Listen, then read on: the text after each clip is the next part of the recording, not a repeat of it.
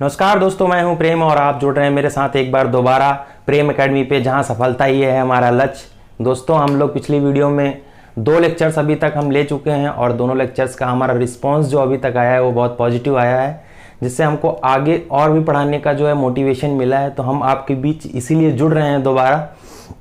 तो दोस्तों, अभी तक हम लोगों ने 2 क्लास में जो डिस्कस किया वो अभी हम लोगों ने देखा कि केमिस्ट्री क्या है, उसकी ब्रांचेस क्या है। हमने जो है पदार्थ पढ़ा, पदार्थ का वर्गीकरण किया, पदार्थ को किन 2 आधार पर वर्गीकृत किया गया है उस चीज़ के बारे में जाना। कल हमने जो लेक्चर लिया उसमें हमने जो है तत्व पढ़ा, तत्व के जो ब्रांचेस थी, तत्वों के टाइप्स थे जो धात्विक और अधात्विक, हमने दोनों चीज़ें पढ़ी। आज जो हमारा लेक्चर था, आज हम जो डिस्कस करने वाले थे वो था हमारा कंपाउंड यानी कि यौगिक। तो यौगिक पे आज हम बात करने वाले थे दोस्तों। तो चलिए देर ना करते हुए हम शुरू करते हैं अपना टॉपिक और देखते हैं आगे हम लोग यौगिक में क्या डिस्कस करने वाले हैं। तो चलिए दोस्तों, देखते हैं हम लोग कंपाउंड क्या होता है। सबसे पहले हम लोग देखते हैं कंपाउंड क्या होता है। कंपाउंड के बारे में आज हम जानेंगे। कंपाउंड को हिंदी में हम लोग क्या कहते हैं? यौगिक। यौगिक। तो दोस्तों, यौगिक क्या है सबसे पहले हम जानेंगे। तो देखिए, 2 या 2 से अधिक तत्वों को जब एक निश्चित अनुपात में मिलाया जाता है तो उसको हम क्या कहते हैं? यौगिक कहते हैं। जब 2 या 2 से अधिक तत्वों को, एलिमेंट्स को एक निश्चित रेशियो में मिलाया जाता है। निश्चित रेशियो या ना अनुपात में मिलाया जाता है तो हमको क्या मिलता है? कंपाउंड मिलता है। कंपाउंड यानी कि क्या मिलता है? यौगिक मिलता है। महत्वपूर्ण चीज इसमें क्या है कि इनको एक फिक्स्ड रेशियो में मिलाया जाता है, निश्चित अनुपात में मिलाने पे बनाए जाते हैं यौगिक। दूसरी चीज इसमें हमको क्या याद रखनी है? इनका बॉन्ड कैसा होता है? ये केमिकली बॉन्ड होते हैं टुगेदर, केमिकली बॉन्ड टुगेदर। तो 2 चीजें हम लोगों ने जान ली। चलिए देखते हैं, हम एक एग्जांपल से समझते हैं उसको कि क्या होते हैं यौगिक और कैसे बनाए जाते हैं। अब दोस्तों, हम लोगों ने बहुत बार पढ़ा होगा वाटर के बारे में। वाटर क्या है? वाटर एक कंपाउंड है। किसका? H2O इसका फार्मूला होता है। कैसे बनता है? ये H2+O, इसका फॉर्म क्या आता है? H2O। तो एक एलिमेंट हमारा दोस्तों इसमें ऑक्सीजन होता है और दूसरा हमारा क्या होता है? हाइड्रोजन। तो हमने यहां से देखा कि 2 एलिमेंट मिलाकर, इनकी एक निश्चित मात्रा को मिलाकर हमने एक नई चीज क्या बनाई? H2O, यानी कि क्या बनाया? वाटर। तो हमने यहां से देखा कि यौगिक जो है 2 या 2 से अधिक तत्वों से मिलाकर एक निश्चित अनुपात में मिलाकर बनाया जाता है। उसे हम क्या कहते हैं? यौगिक कहते हैं। चलिए दोस्तों, अगला एग्जाम्पल हम देख लेते हैं। अगला एग्जाम्पल क्या होगा हमारा? HCl। अब ये किन 2 तत्वों से मिलकर बना है? Hydrogen plus chlorine. ठीक है, H+Cl। हमको मिला क्या? HCl। तो हम लोगों ने 2 एग्जाम्पल्स इसके देखे कि यौगिक कैसे बनता है। 2 या 2 से अधिक तत्वों को जब एक निश्चित मात्रा या निश्चित अनुपात में मिलाया जाता है तो हम यौगिक प्राप्त करते हैं। ठीक है, तो चलिए दोस्तों, आगे एक चीज और इसमें है कि इसमें एक तीसरा पॉइंट है कि इनका गलनांक, इनका क्वथनांक और क्या? गलनांक। इनका क्वथनांक और गलनांक क्या होता है? फिक्स होता है। 3 चीजें हम लोगों ने पढ़ी। पहला तो क्या कि 2 या 2 से अधिक तत्वों को जब हम मिलाते हैं तो बनता है यौगिक। दूसरी चीज हमने पढ़ी कि ये केमिकली बॉन्ड टुगेदर होते हैं। तीसरी चीज हमने पढ़ी कि क्वथनांक और गलनांक इनका फिक्स होता है। और एक चौथी चीज हम लोगों ने इसमें पढ़ी कि ये एक फिक्स्ड रेशियो में मिलाए जाते हैं, जिससे यौगिक प्राप्त होता है। तो दोस्तों हम लोगों ने अभी तक यौगिक के बारे में जान लिया। अब चलिए हम डिस्कस करते हैं यौगिक के टाइप्स के बारे में, यानी कंपाउंड के टाइप्स के बारे में। तो कंपाउंड कितने टाइप्स के होते हैं, जिन लोगों को पता है पहले वो कमेंट में अपना कमेंट कर दें, उसके बाद में ही जाने कि कितने टाइप्स के होते हैं। चलिए मैं आपको बताता हूं कंपाउंड्स कितने टाइप के होते हैं। कंपाउंड्स जो है वो दो टाइप के होते हैं, एक तो कार्बनिक होते हैं और दूसरे कौन से होते हैं, अकार्बनिक। तो इनको हम क्या कहते हैं, ऑर्गेनिक कंपाउंड्स, और इनको कहते हैं इनऑर्गेनिक कंपाउंड्स। तो हम लोगों ने दो चीजें जान ली कि कंपाउंड्स जो है दो टाइप के होते हैं, एक तो कार्बनिक होते हैं और एक अकार्बनिक होते हैं। इंग्लिश में हम इनको क्या पढ़ सकते हैं, ऑर्गेनिक कंपाउंड्स और इनऑर्गेनिक कंपाउंड्स। तो हम देखते हैं दोस्तों कि कार्बनिक कंपाउंड्स क्या होते हैं। कार्बनिक कंपाउंड्स में जो कार्बन है वो क्या रहता है, हमारा प्रेजेंट रहता है। तो हम इसकी डेफिनेशन क्या बना सकते हैं कि ऐसे यौगिक जिनमें कार्बन प्रेजेंट हो वो कार्बनिक यौगिक कहलाते हैं। दूसरी चीज हम यहां पे क्या देखेंगे, इनऑर्गेनिक कंपाउंड्स क्या होते हैं। इनमें क्या होता है कि कार्बन जो है वो क्या होता है, एब्सेंट होता है। एब्सेंट यानी कि अनुपस्थित होता है। तो हम इसकी डेफिनेशन क्या बना सकते हैं, आ रहा है सर, इसकी डेफिनेशन क्या बना सकते हैं कि ऐसे यौगिक जिनमें कार्बन अनुपस्थित होता है वो क्या कहलाते हैं, अकार्बनिक यौगिक कहलाते हैं। तो दोस्तों हम लोगों ने यहाँ यौगिक के बारे में दो चीजें पढ़ ली कि यौगिक दो टाइप के होते हैं, कार्बनिक और अकार्बनिक। हर चीज को दोस्तों साथ में रिवीजन करते चलिए। 2 बार मैं कर रहा हूं, 1 बार आप करिए, 3 बार में आपको 75% याद हो जाएगा। एक बार तब याद हो जाएगा जब आप इसका रिवीजन क्लास खत्म होने के बाद कर रहे होंगे, तो आप 100% रिजल्ट पा जाएंगे। तो हमने जो है ये चीजें देख ली। अब इसके बाद हमारा क्या आता है, जब हम प्रॉपर्टीज पढ़ रहे थे फिजिकल केमिस्ट्री में, जब हमने पदार्थ को जो है 2 भागों में बांटा था, तो हमने पढ़ा था कि जब हम उसका रासायनिक वर्गीकरण पढ़ रहे थे पदार्थ का, तो हमने एक चीज उसमें मिक्सचर भी पढ़ी थी, मिक्सचर। तो अब हमारा जो अगला पार्ट है, हम क्या डिस्कस करने वाले हैं, मिक्सचर के बारे में। क्या डिस्कस करने वाले हैं, मिक्सचर के बारे में। तो चलिए दोस्तों देखते हैं मिक्सचर क्या होता है। मिक्सचर, मिक्सचर हिंदी में यानी कि इसको क्या बोलते हैं, मिश्रण। आप में से बहुत से लोग जानते होंगे कि मिक्सचर क्या होता है। 2 या 2 से अधिक, इसमें क्या होगा कि 2 या तो 2 से अधिक शुद्ध पदार्थों को मिलाने से प्राप्त होता है। शुद्ध पदार्थों को मिलाने से पदार्थ हो, वो अशुद्ध भी हो सकता है जो मिक्सचर बनेगा शुद्ध पदार्थों को मिलाने से, या अशुद्ध भी हो सकता है। तो ये कैसा हो सकता है नेचर में, इसका नेचर कैसा हो सकता है, या तो ये अशुद्ध हो सकता है, कैसा, इम्प्योर हो सकता है। दूसरा या तो या शुद्ध हो सकता है। जो मिक्सचर बनेगा 2 शुद्ध पदार्थों को मिलाने से, वो या तो शुद्ध हो सकता है या तो अशुद्ध हो सकता है, यानी कि शुद्ध यानी कि प्योर हो सकता है। तो हमने 2 चीजें जान ली कि मिश्रण क्या होता है कि 2 या 2 से अधिक शुद्ध पदार्थों को मिलाने से जो मिक्सचर प्राप्त होगा वो या तो शुद्ध होगा या अशुद्ध होगा, उसी को क्या कहते हैं, मिक्सचर कहते हैं हम। तो चलिए दोस्तों हम देख लेते हैं कि अब मिक्सचर के टाइप्स क्या होते हैं। हमने पढ़ा, अभी तक हमने क्या पढ़ा कि मिक्सचर बनता कैसे है। अब हम ये देख लेते हैं कि मिक्सचर के टाइप्स क्या होते हैं। तो दोस्तों मिक्सचर के 2 टाइप्स होते हैं। कौन कौन से होते हैं, एक तो हमारा होता है समांगी मिश्रण, एक तो क्या होता है, समांगी मिश्रण। एक क्या होता है हमारा, विषमांगी मिश्रण। तो कितने टाइप के मिश्रण होते हैं, 2 टाइप के मिश्रण। कौन कौन से, समांगी मिश्रण और विषमांगी मिश्रण। इसको क्या कहते हैं, होमोजीनियस,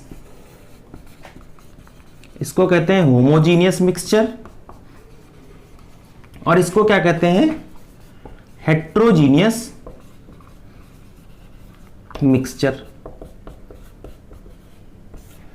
अब हम देखते हैं कि ये समांगी मिश्रण और विषमांगी मिश्रण क्या होते हैं। तो देखिए, हम सबसे पहले क्या डिस्कस करते हैं कि समांगी मिश्रण क्या होते हैं। सर यहां पे दिखाई दे रहे हैं। तो समांगी मिश्रण क्या होता है? समांगी मिश्रण दो या दो से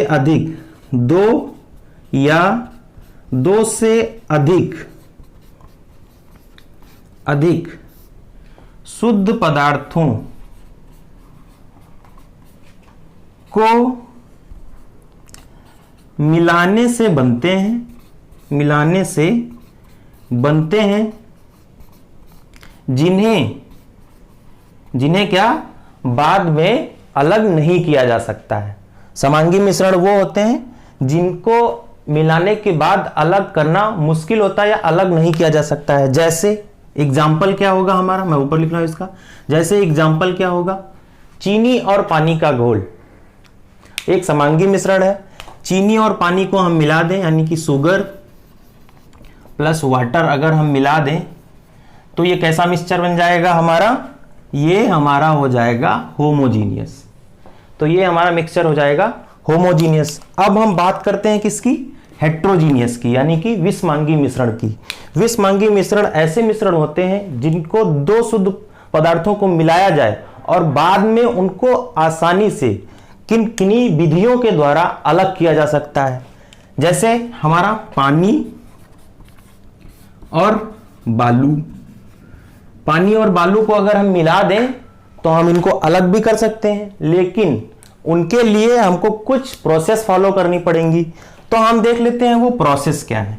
चलिए हम क्या जान लेते हैं कि जो इम्प्योर होता है, जो हेट्रोजीनियस मिक्सचर है, उनमें मिले हुए दो पदार्थों को हम किन विधियों से अलग कर सकते हैं। तो चलिए हम कौन कौन सी विधियों से अलग कर सकते हैं, इसको मैं मिटा रहा हूं। अब हम बात करेंगे विषमांगी मिश्रण को अलग करने वाली विधियों के बारे में। विषमांगी मिश्रण को अलग करने वाली विधियों के बारे में। तो पहली हम कौन सी विधि अपना सकते हैं, फ्रीजिंग अपना सकते हैं। कौन सी, फ्रीजिंग। इसको हिंदी में क्या कहेंगे, हिमीकरण। तो दूसरी विधि क्या होती है, कंडेंसेशन। इसको क्या बोलते हैं हिंदी में, संघनन। इसको क्या बोलते हैं, संघनन विधि। तीसरी विधि कौन सी हो सकती है हमारी, सब्लिमेशन।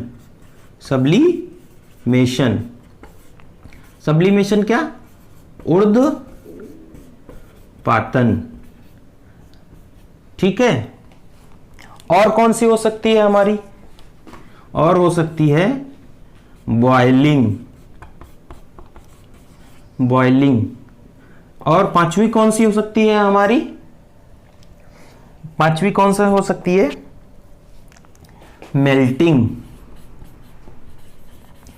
तो हम इन विधियों के द्वारा किसी भी इम्प्योर मिक्सचर या हेट्रोजीनियस मिक्सचर के दो पदार्थों को अलग अलग कर सकते हैं। तो चलिए हम एक एक के बारे में इन पांचों की जो मैंने आपको बताया, इन पांचों की एक एक करके डेफिनेशन जान लेते हैं। पहला क्या हमने जाना, हिमीकरण यानी कि फ्रीजिंग। दूसरा क्या, कंडेंसेशन यानी कि संघनन। तीसरा हमने क्या जाना, सब्लिमेशन यानी कि ऊर्ध्वपातन। चौथा हमने क्या जाना, बॉइलिंग यानी कि क्वथनांक। और पांचवा हमने क्या जाना, मेल्टिंग यानी कि गलनांक। तो हम एक एक करके सबको डिस्कस कर लेते हैं, एक एक करके सबको डिस्कस कर लेते हैं। फ्रीजिंग की जो प्रोसेस होती है उसमें क्या होता है हम जान लेते हैं। इसमें लिक्विड को क्या करते हैं, सीधे सॉलिड में बदल जाना। कैसे, by cooling. The process in which a liquid change into solid by cooling known as freezing process. तो हम लोगों ने एक चीज जान ली कि वह प्रक्रिया जिसमें कोई पदार्थ सीधे जो है किसी ठोस में बदल जाता है, उसको ठंडा करने से उस प्रक्रिया को हम क्या कहते हैं, हिमीकरण या फिर फ्रीजिंग कहते हैं। फ्रीजिंग प्रोसेस बोलते हैं। तो हमने ये दूसरी चीज जान ली। अब हम आगे चलते हैं। दूसरा हमने क्या किया था, कंडेंसेशन। दूसरी चीज जान लेते हैं हम, क्या,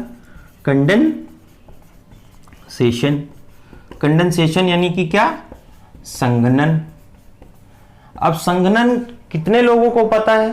जिन लोगों को पता है वो कमेंट करके बताएं संघनन क्या होता है, हिंदी या इंग्लिश में।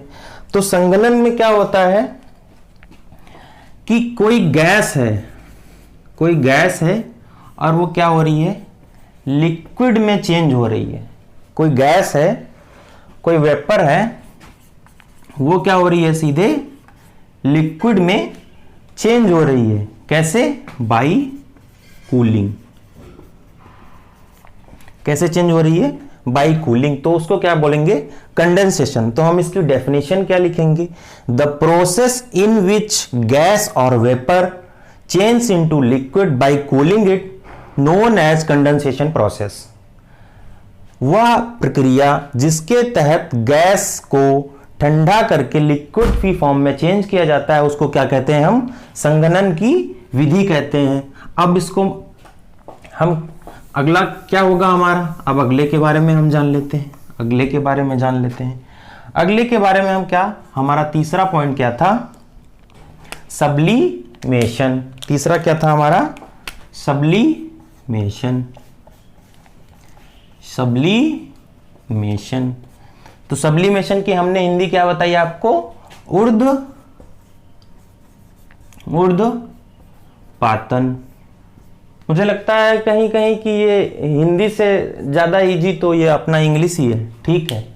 सब्लिमेशन यानी कि क्या, ऊर्ध्वपातन। अब इसमें क्या होता है कि कोई एक सॉलिड है और सॉलिड किस में चेंज हो रहा है हमारा बच्चा, सॉलिड किस में चेंज हो रहा है, गैस में चेंज हो रहा है। कैसे हो रहा है, डायरेक्ट चेंज होता है, डायरेक्ट चेंज होता है। और किस पे, एटमॉस्फेरिक टेम्परेचर पे।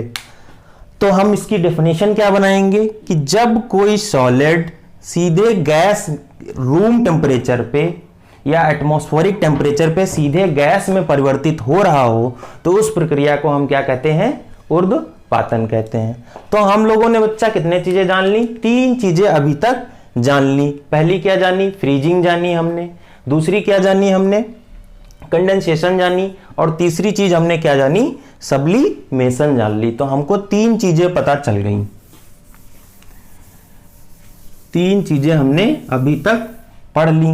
अब हम चौथी क्या डिस्कस करने वाले हैं, बॉइलिंग।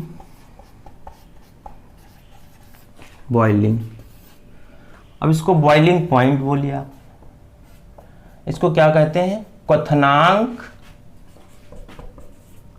क्वथनांक बिंदु। शुद्ध हिंदी, क्वथनांक बिंदु। तो बॉइलिंग क्या होता है, बॉइलिंग में क्या होता है बच्चों कि एक प्रोसेस जिसमें लिक्विड चेंज होता है किसमें, गैस में। कैसे, बाई हीटिंग। तो वो प्रोसेस जिसमें किसी पदार्थ को गर्म करने से वह पदार्थ गैस की अवस्था में परिवर्तित हो जाता है, उसे क्या कहते हैं, बॉइलिंग पॉइंट कहते हैं। चलिए हम 3 चीजें यहां पे और जान लेते हैं। वाटर का बॉइलिंग पॉइंट कितना होता है, वाटर का बॉइलिंग पॉइंट कितना होता है। तो वाटर का बॉइलिंग पॉइंट हम लोगों ने आज तक जाना कि 100 डिग्री सेंटीग्रेड पे पानी क्या होता है, उबलने लगता है। और किस फॉर्म में चेंज होने लगता है, गैस में। हमने देखा होगा बहुत बार जब पानी उबल रहा होता है तो उसमें से भाप निकलती रहती है, और वही भाप, इस भाप गैस का जब गैस यही ठंडी होती है और ये लिक्विड की फॉर्म में पहुंच जाती है, तब यही प्रोसेस क्या हो जाती है, हमारी संघनन की प्रक्रिया हो जाती है। तो हमने दो चीजें यहां से समझ सकते हैं कि जब लिक्विड गैस की फॉर्म में चेंज हो रहा है तो वो हमारा बॉइलिंग हो गया, और जब गैस जो है वो फिर से लिक्विड में चेंज हो रही है तो वो क्या हो गया, हमारा संघनन हो गया या कंडेंसेशन हो गया। ठीक है, अब दूसरी चीज इसमें क्या जाननी, हमने पहला जान लिया कि वाटर का जो बॉइलिंग पॉइंट होता है वो 100 होता है, और अगला हमारा क्या है, वैक्स का कितना होता है, कोई बताएगा वैक्स का। ये वैक्स का आपके लिए क्वेश्चन है, ये आप जो है कमेंट में करके बता दीजिएगा।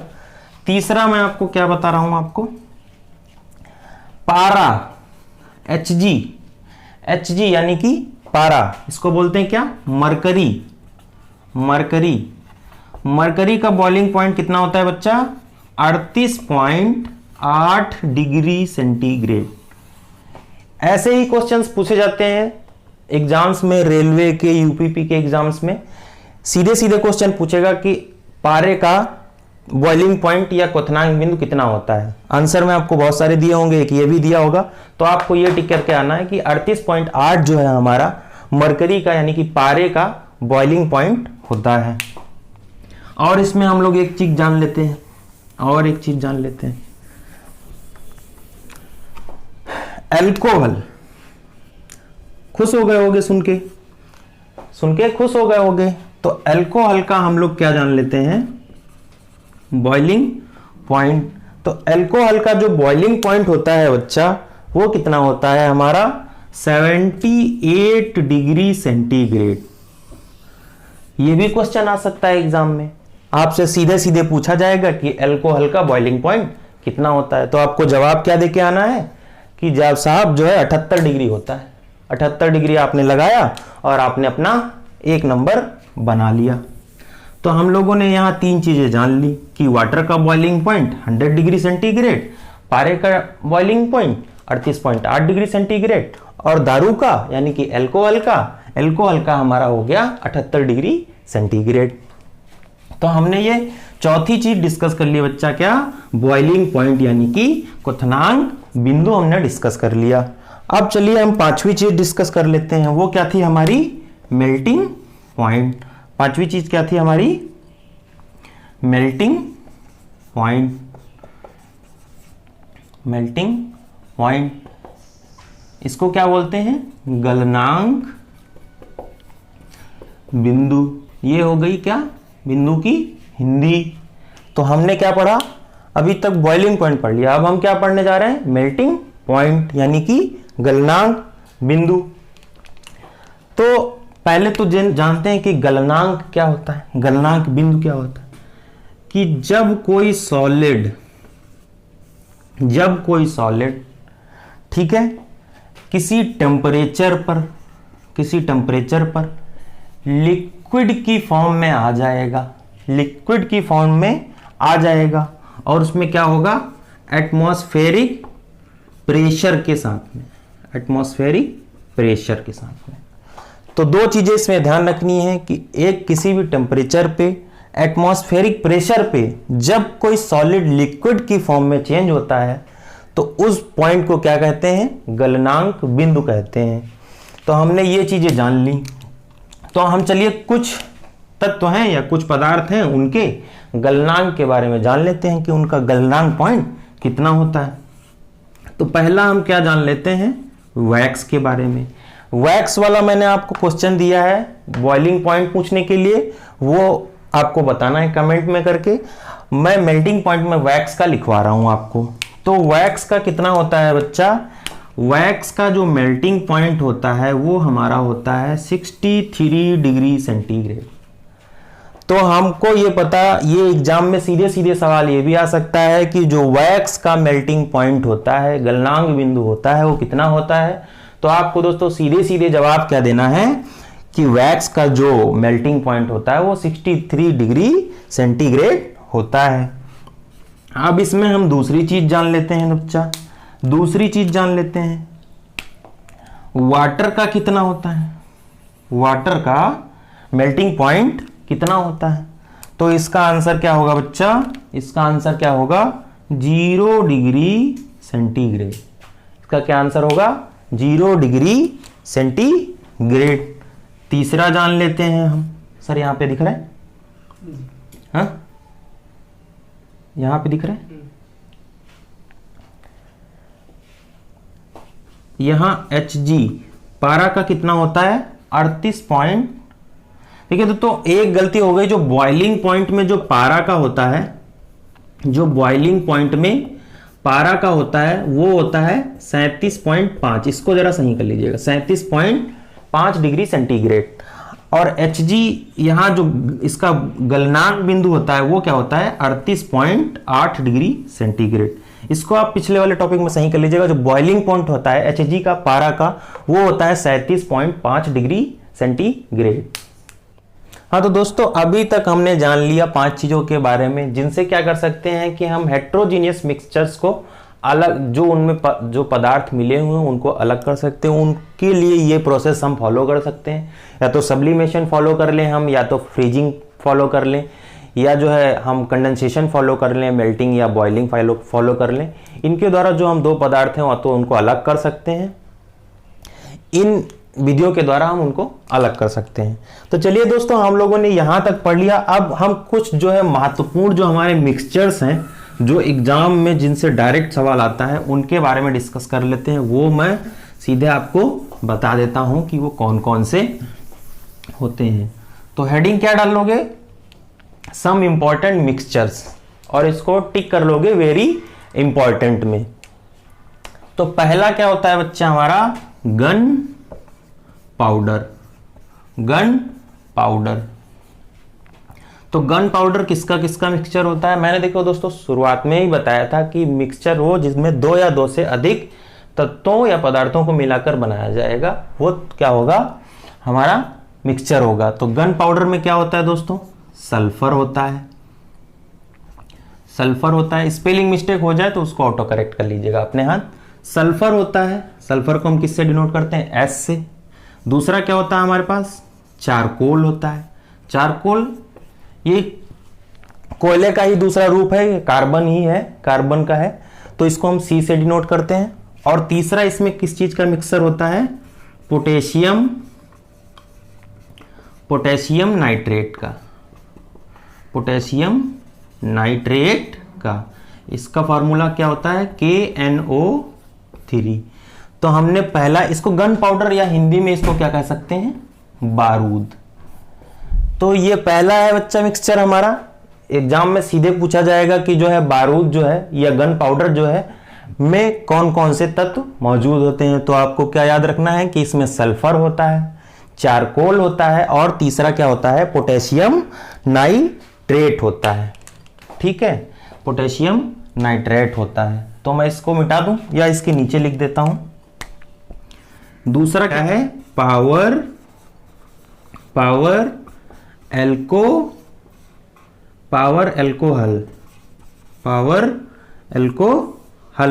तो इसमें क्या होता है? इसमें बेटा 4 भाग जो है हमारा वो क्या होता है? 4 भाग हमारा क्या होता है? पेट्रोल होता है। पेट्रोल होता है। और 1 भाग हमारा क्या होता है? एल्कोहल होता है। पावर एल्कोहल में क्या होता है कि 4 भाग पेट्रोल और 1 भाग एल्कोहल होता है। तो हमने 2 चीजें जान ली बच्चा। चलिए अब हम तीसरा देखते हैं क्या होता है हमारा। तीसरा हम देखते हैं क्या होता है। तीसरा क्या होता है? तो तीसरा हमारा बच्चों होता है बोर्डियक्स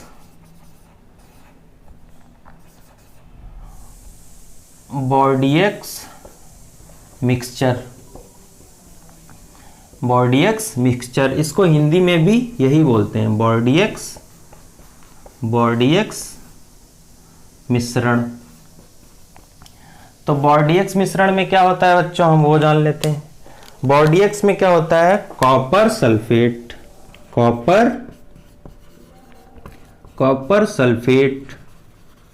सल्फेट यानी कि CuSO4। और क्या होता है बच्चों? और क्या होता है हमारा? स्लेग्ड लाइम होता है। स्लेग्ड लाइम, इसका फार्मूला क्या होता है? ब्रैकेट में OH2। ये हमारा इसका फार्मूला हो गया। तो हमने 3 चीजें जान ली, 3 मिक्सचर के बारे में जान लिया, जिसमें एग्जाम में सीधे सीधे पूछ सकता है कि बॉर्डियक्स मिक्सचर में कौन कौन से तत्व मिलाए जाते हैं। आपको ऑप्शंस दिए होंगे, उसमें से एक ये भी होगा। आपको अगर ध्यान रहेगा तो ये आप टिक करके 1 नंबर सिक्योर कर लेंगे। तो चलिए अब हम चौथा मिक्सचर देखते हैं कौन सा हमारा। चौथा मिक्सचर देखते हैं कौन सा हमारा। चौथा मिक्सचर है बेटा हमारा लिथोपेन। इसको क्या बोलते हैं? लिथोपेन। लिथोपेन, हिंदी में भी इसको क्या बोलते हैं? लिथोपेन। लिथोपेन। तो ये हमारा क्या हो गया? चौथा हो गया। इसमें क्या क्या होता है? इसमें होता है zinc sulphide. Zinc sulphide formula क्या होता है इसका? ZnS। देखिए ZnS। और क्या होता है इसमें? Zinc sulphide ZnS। और क्या होता है? Barium sulphate. Barium sulphate. इसका फार्मूला क्या होता है बच्चों? BaSO4। तो हमने ये चौथा जान लिया कि लिथोपेन जो होता है मिक्सचर, उसमें क्या क्या होता है? जिंक सल्फाइड यानी ZnS, और दूसरा क्या होता है? बेरियम सल्फेट यानी कि BaSO4। ठीक है, तो हमने ये 2 चीजें जान ली। यहां पे ये हमने चौथा डिस्कस कर लिया। जो हमने दोस्तों अभी आपसे पिछला डिस्कस किया बॉर्डियक्स मिक्सचर, वो किस काम में आता है? बॉर्डियक्स मिक्सचर किस काम में आता है, ये आपको कमेंट करके बताना है। मैं नेक्स्ट वीडियो में आंसर बता दूंगा इसका कि बॉर्डियक्स मिक्सचर जो है वो किस काम में आता है। तो 5वां चलिए हम लोग डिस्कस कर लेते हैं। कौन सा डिस्कस कर लेते हैं? 5वां डिस्कस कर लेते हैं।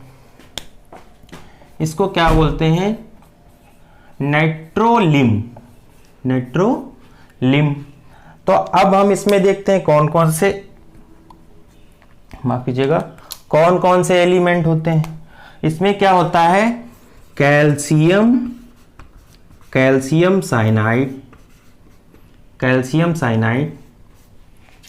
साइनाइड का फार्मूला क्या होता है बच्चों? Ca ब्रैकेट में CN2। ये इसका फार्मूला होता है। और दूसरा एलिमेंट इसमें क्या होता है बच्चों? दूसरा होता है हमारा ग्रेफाइट क्या है? कार्बन का ही बहुत ही ज्यादा शुद्ध रूप है। ग्रेफाइट क्या है?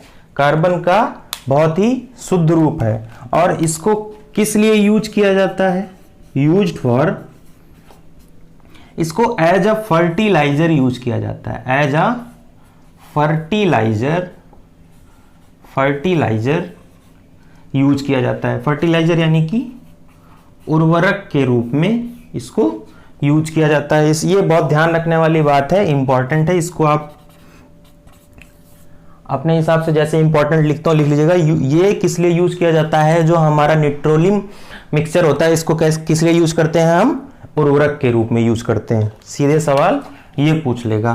तो हमने 5 मिक्सचर दोस्तों पढ़ लिए जो एग्जाम के पर्सपेक्टिव से बहुत ज्यादा इंपॉर्टेंट थे। और एक पढ़ लेते हैं, तो छठा क्या हमारा होगा? कार्बोजेन।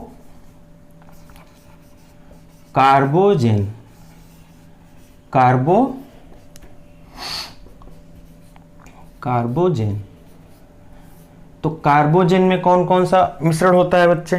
कार्बोजेन में कौन कौन सा मिश्रण होता है? कार्बोजेन आप लोग जानते हैं हॉस्पिटल्स में होता है। आप लोगों को बहुत बार उसकी जरूरत भी पड़ती है, लेकिन आप उसका नाम शायद आज पहली बार सुन रहे हो कि इसमें ये क्या होता है। तो इसमें मिक्सचर काहे का होता है बेटा? ऑक्सीजन का और कार्बन डाइऑक्साइड का। ये किस लिए यूज होता है? ये जो है किस लिए यूज होता है? फॉर आर्टिफिशियल, किस लिए? आर्टिफिशियल रेस्पिरेशन के लिए।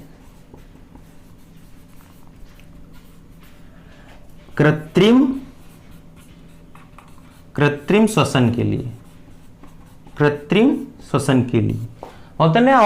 हॉस्पिटल्स में बोलते हैं ऑक्सीजन का सिलेंडर, ऑक्सीजन का सिलेंडर, तो उसमें क्या होता है, कार्बोजेन भरा हुआ होता है। किसका मिक्सचर होता है वो, ऑक्सीजन और कार्बन डाइऑक्साइड का। तो हमने ये 6 चीजें, 6 मिक्सचर जान लिए जो हमारे एग्जाम के पर्सपेक्टिव से इंपॉर्टेंट है। ये चीज बहुत ध्यान रखिएगा कि ये किस लिए यूज होता है, किस लिए यूज होता है। तो चलिए दोस्तों हम अगला जान लेते हैं। ये लास्ट है हमारा, ये लास्ट है हमारा 7वां क्या है हमारा, Lucas reagent. Lucas reagent, reagent का मतलब क्या होता है, उत्प्रेरक, उत्प्रेरक। तो इसको क्या बोलते हैं, ल्यूकस उत्प्रेरक। तो ल्यूकस उत्प्रेरक में क्या होता है बेटा, ल्यूकस में क्या होता है, HCl प्लस ZnC2, ZnC2। इसको क्या बोलते हैं बेटा, हाइड्रोक्लोरिक एसिड। इसको क्या बोलते हैं, hydrochloric acid.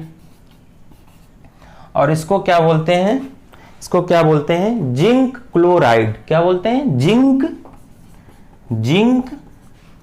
Chloride, zinc chloride. तो ये मिक्सचर काहे का होता है, ल्यूकस रीएजेंट हमारा हाइड्रोक्लोरिक एसिड और जिंक क्लोराइड का होता है। इसका उपयोग किस लिए होता है, इसका उपयोग किस लिए होता है, इसका उपयोग होता है बेटा 1 डिग्री, 2 डिग्री और 3 डिग्री एल्कोहल को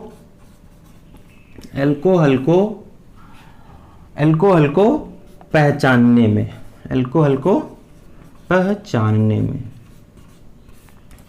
में। अब आप सोच रहे हैं 1 डिग्री, 2 डिग्री और 3 डिग्री एल्कोहल क्या होता है, मैं आपको आगे वाली क्लासेस में डिस्कस करूंगा। अभी आप बस इतना जान लीजिए कि जो ल्यूकस रिएजेंट होता है, ल्यूकस उत्प्रेरक होता है, वो एक अभिक्रिया में यूज होता है जिसमें हमको 1 डिग्री, 2 डिग्री और 3 डिग्री एल्कोहल के बारे में पता चलता है। ये उसके लिए यूज किया जाता है। तो हमने ये 7 मिक्सचर्स पढ़ लिए दोस्तों, जिनमें हमने 7 मिक्सचर्स, उनके यूज किस लिए किया जाता है, ये सब चीजें एग्जाम के पर्सपेक्टिव से बहुत ज़्यादा इंपॉर्टेंट होती हैं। तो आज हमने दोस्तों, आज अपना पहला टॉपिक जो हमने शुरू किया था पहली वीडियो से, जो केमिस्ट्री शुरू की थी, जो हमने मैटर के बारे में शुरू किया था, आज हमने जो मैटर टॉपिक था, पदार्थ टॉपिक था, तो पदार्थ में जितने भी आयाम पढ़ने वाले थे एग्जाम के व्यू से, वो हमने आज खत्म कर लिए हैं। तो आशा करता हूं कि आपको ये वीडियो बहुत ज़्यादा पसंद आया होगा। पिछले वीडियोस हमारे बहुत पसंद आए होंगे। अगर आपको हमारे वीडियोस पसंद आ रहे हैं तो हमारी वीडियोस को लाइक करें, वीडियोस को शेयर करें, और अगर अच्छा लगता है, हमारी और भी क्लासेस अब धीरे धीरे आगे आएंगी, तो हमारे चैनल को सब्सक्राइब करें, जिससे आने वाली अपडेट्स आप तक आसानी से पहुंचती रहें। मिलते हैं दोस्तों अगली वीडियो में, तब तक के लिए धन्यवाद। पढ़ते रहिए, मुस्कुराते रहिए और लॉकडाउन में अपने घर रहिए, वही सबसे अच्छा है। धन्यवाद।